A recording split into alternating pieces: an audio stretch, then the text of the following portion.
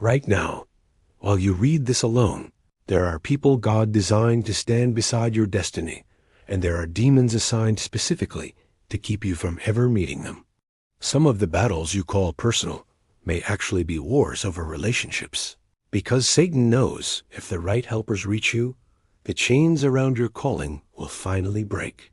Destiny helpers are people God assigns to open doors, confirm direction, supply wisdom or resources, and stand with you in hard seasons so you finish what he wrote about you.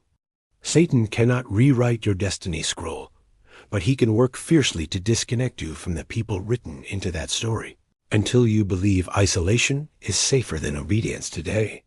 Proverbs 18 verse 1 warns, "Whoever isolates himself seeks his own desire. He breaks out against all sound judgment," showing that isolation is not neutral. It weakens your discernment drastically.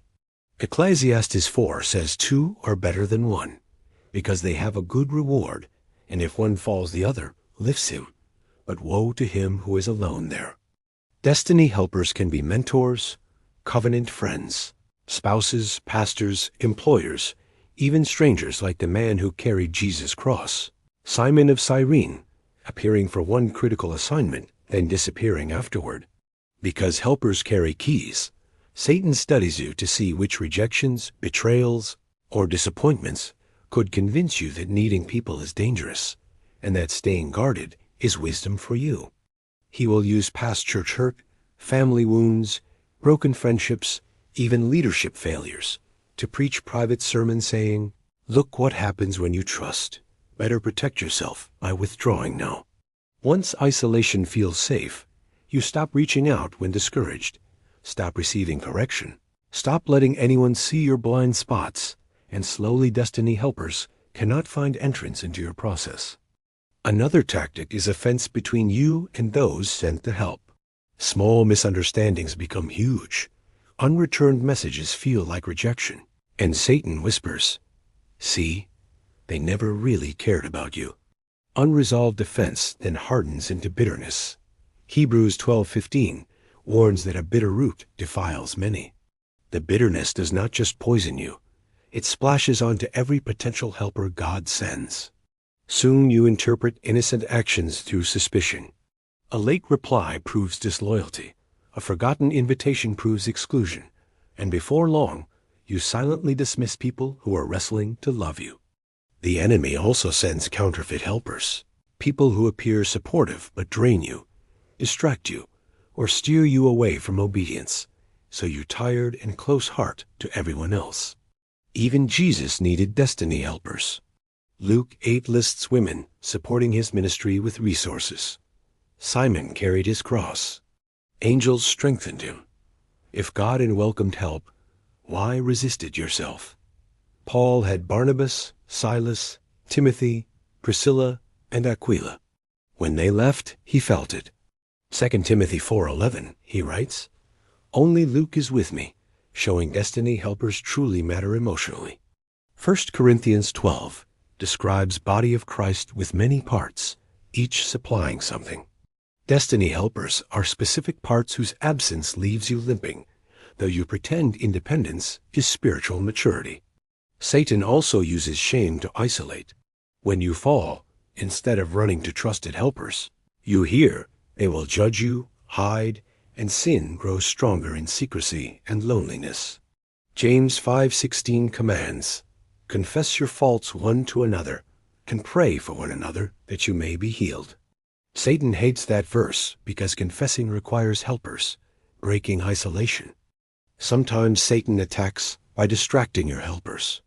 He floods them with crises, temptations, or offenses until they are too weary to notice your need, hoping you conclude no one cares. Other times he attacks by flattering you. People begin treating you like you need nobody, clapping for independence, and pride whispers, "I am made." Forgetting assignments in Scripture are relational. Jesus sent disciples out 2 by 2, Mark 6:7. He could have sent them alone, but he knew isolation magnifies temptation and fear, while partnership multiplies strength, wisdom, protection.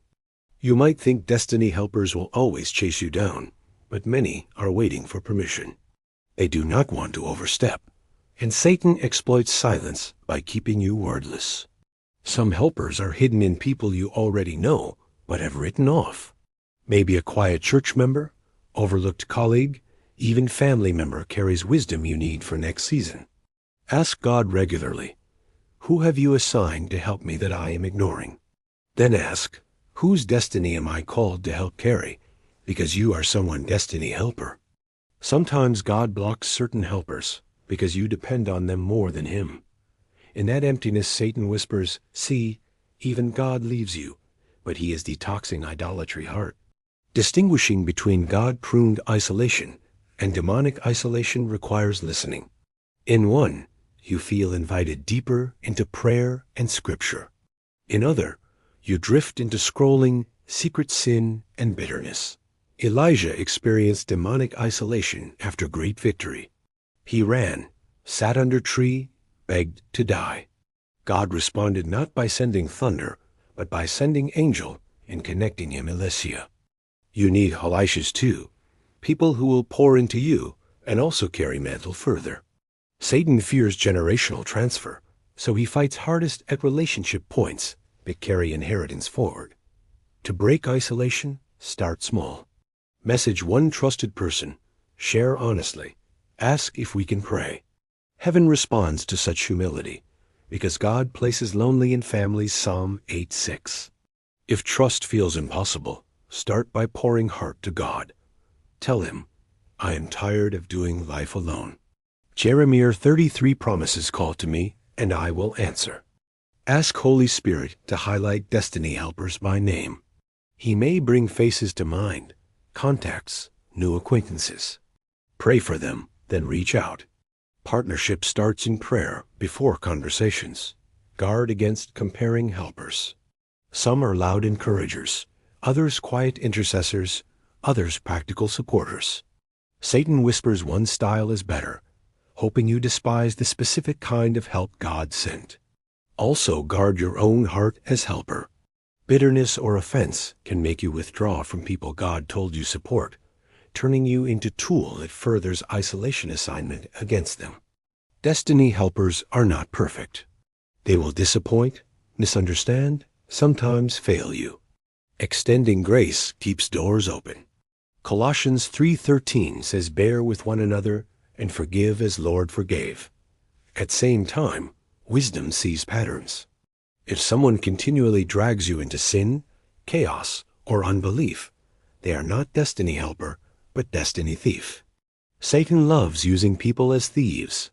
Sometimes you must close wrong doors to see right helpers. Abraham parted from Lot before God showed land. Certain relationships block vision, and isolation from them becomes doorway into alignment. Do not romanticize being misunderstood. Some wear loneliness like badge of honor, quoting prophets who stood alone, forgetting even Elijah needed God to remind him of 7,000 standing quietly. David had destiny helper Jonathan, who strengthened his hand in God. 1 Samuel 23:16. Without Jonathan encouragement, Saul's attacks might have driven David into permanent hiding or bitterness. Ask yourself, who is strengthening my hand in God right now? If answer is nobody, recognize a critical vulnerability. Even Jesus invited Peter, James, and John deeper during Gethsemane agony. If you are called to be destiny helper for others, know Satan will try isolate you through burnout. He wants you resentful, so you retreat and assignments around you suffer. Guard time with God and your own support circle. Even encouragers need encouragement. Paul welcomed refreshment from Onesiphorus. 2 Timothy 1:16, showing strong apostles still needed human comfort too. Destiny helpers sometimes arrive disguised as inconvenience. Naomi saw Ruth as responsibility, yet Ruth was key to her restoration. People who need patience from you may hold doors for future. Satan fears communities where gifts complement instead of compete. He will whisper jealousy, comparison, envy, so you resent those assigned to help, forgetting their strength was meant to cover weaknesses. To resist isolation, practice celebration. When helpers succeed, thank God loudly. Romans 12:15 says, "Rejoice with those who rejoice." This breaks competition and cements relationships Satan hoped would crumble. Also cultivate vulnerability. Surface conversations rarely unlock destiny. When you share fears, doubts, dreams with trusted people, you give them material to pray over and wisdom to speak into it.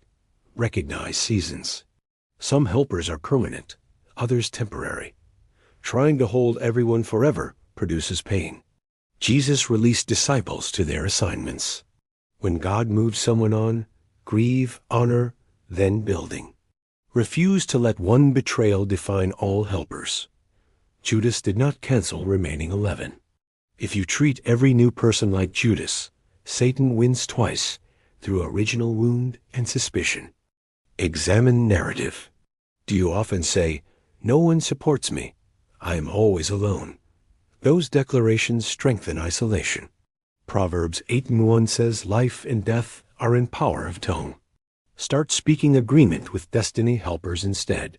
Say, "God sends right people at right time. I recognize them. I honor them." Your words create atmosphere where Satan isolation strategy suffocates. When you feel urged to withdraw, pause and ask, "Is this Holy Spirit leading me to rest or attack, trying to cut me from help?" That question can expose warfare. Remember, even when people fail you, God never does. 2 Timothy 4:17, Paul says, "Lord stood with me and strengthened me, yet God still used companions in journey." Ask God to heal disappointment with past helpers. Some meant well, but were limited. Others sinned. Releasing them frees space so you can recognize new helpers without suspicion clouding perception. Understand that destiny helpers benefit.